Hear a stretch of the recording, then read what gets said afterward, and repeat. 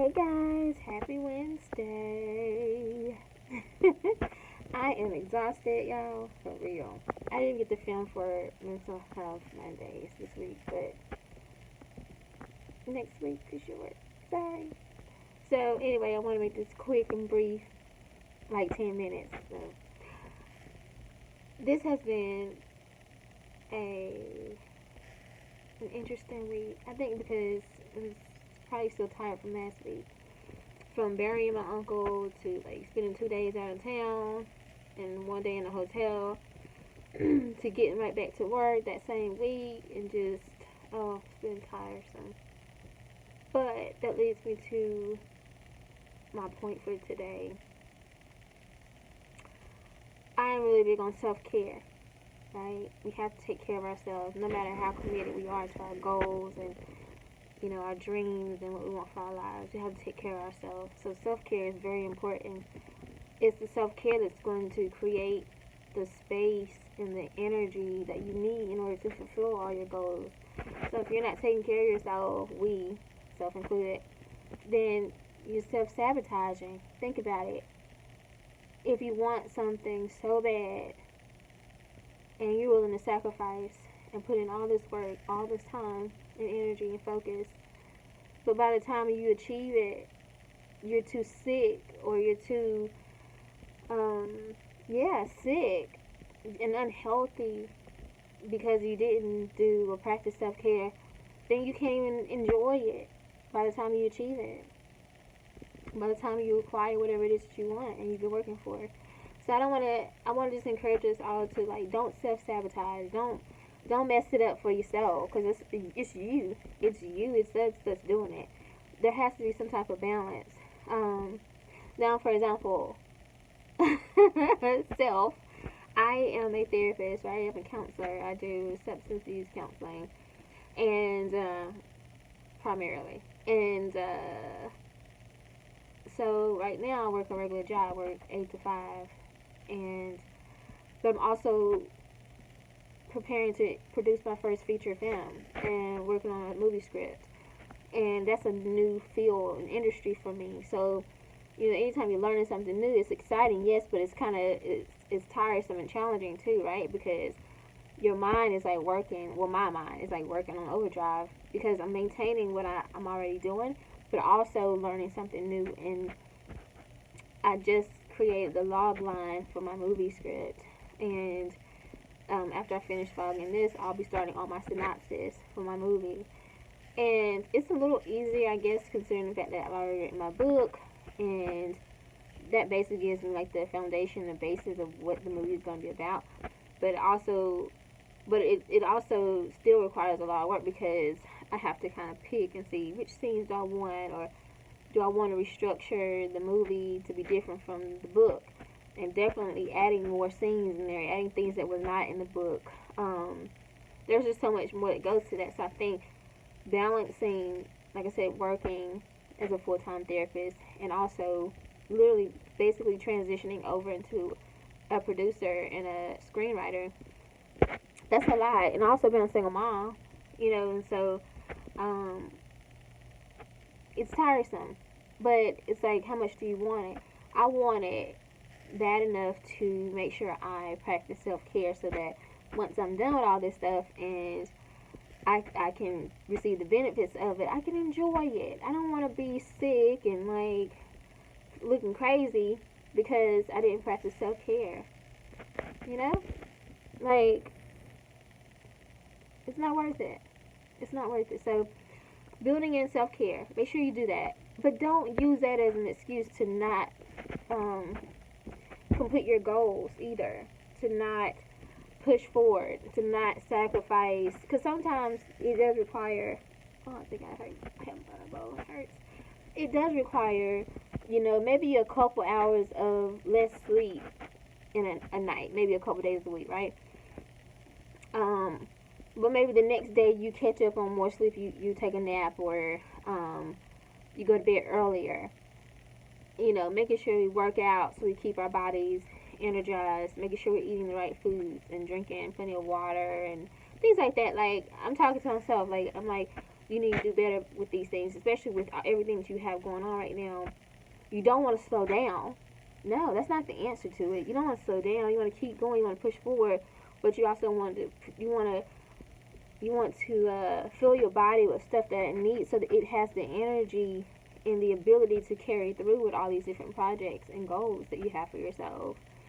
I think a lot of people, what happens and why we don't become super successful to the point that we want anyway, is because we'll use this as an excuse. Oh, I'm too tired. I can't get it done. And I felt so drained. I'm exhausted.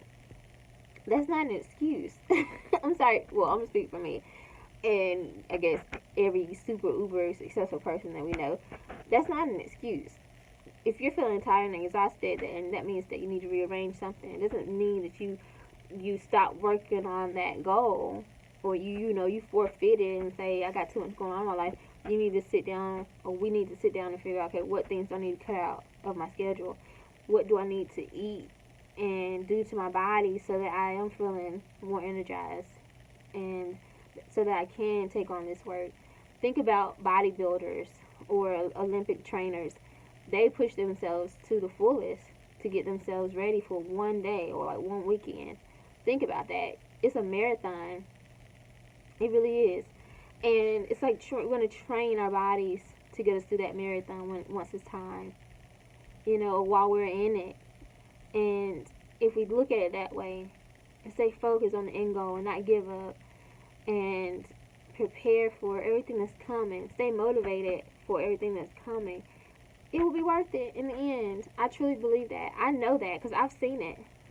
I know that this time last year I was pushing myself, right? I was working a full-time job. I had 2 contracts in the community, and I was working on, basically emailing and stuff about my book to get it published. So I had a lot going on, and I was in a new city with my 2 children, a single mom by myself.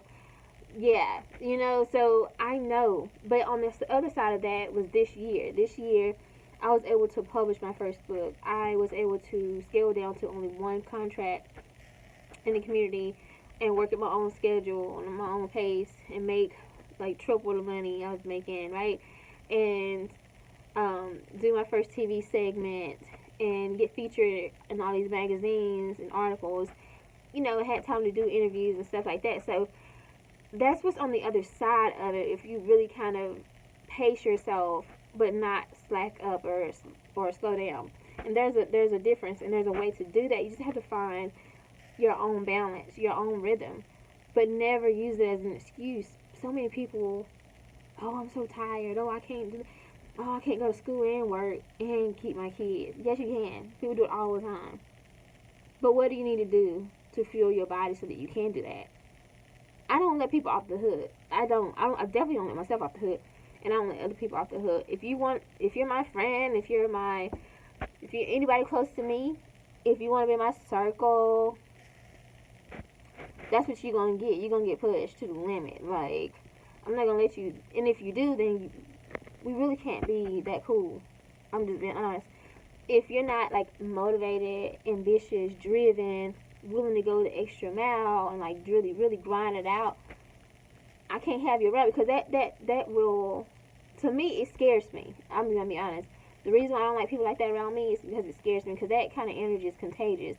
Let's say if I'm like super motivated about something, I'm like, oh God, I'm really tired from work today, but I gotta get this done. I gotta finish the script. Well, if I'm around somebody who's like, girl, take the night off. You've been working hard all week. Just relax a little bit. You can catch up on that tomorrow. Well, if I look at you as a friend or somebody I admire or just can trust, I'm not gonna be questioning you. I probably would just be like, oh yeah, okay, yes, you're right. And I may not, especially if I'm tired, I'm not thinking about it consciously probably, but I need somebody around me at all times who's gonna be like, okay, you probably should get some rest, but try to knock out a couple hours of your scripts and then finish it or whatever, and then go to bed early tonight. Like, I need somebody who's always gonna push me, even when I can't push myself. If you don't have people like that around you, reevaluate your circle. I promise you, because you're only going to go as far as they are. You got to have people around you who are going to push you when you can't push yourself. always. So I don't deal with people who aren't motivated. I don't deal with people who aren't um who don't have extravagant, crazy goals for themselves and dreams for their life. If you don't, I can't. We ain't on this. You're gonna think I'm crazy. I tell people all the time. You're gonna think I'm obsessed with success and financial freedom and saving. I'm too frugal. You're gonna think I'm cheap. You're gonna think all these things about me. And in reality, none of those things are bad. They really aren't. This is for someone who's breaking generational curses. You have to go the extra mile. You're undoing hundreds of years of damage. You, as a person, by yourself, in what you're doing, your moves, your goals, that's undoing hundreds of years. Think about that. So of course it's going to take you to go the extra, extra, extra mile. And if a person don't understand that, you really don't need them in your circle unless you're trying to self-sabotage. And so you have to ask yourself, are you really ready? Do you really want it? Alright guys, I said 10 minutes, so I'm at 11 minutes and like 8 seconds, so I'm going to let this go. I will see you guys for Freedom Friday. So thank you so much for being patient with me. I am working on my script. I am so happy, y'all. Tired right now, but happy. Oh, it's real. It is really real. This time next year, y'all, just watch. Just watch. Oh my God, thank you guys. Oh. Alright guys, I love you. I'll see you soon.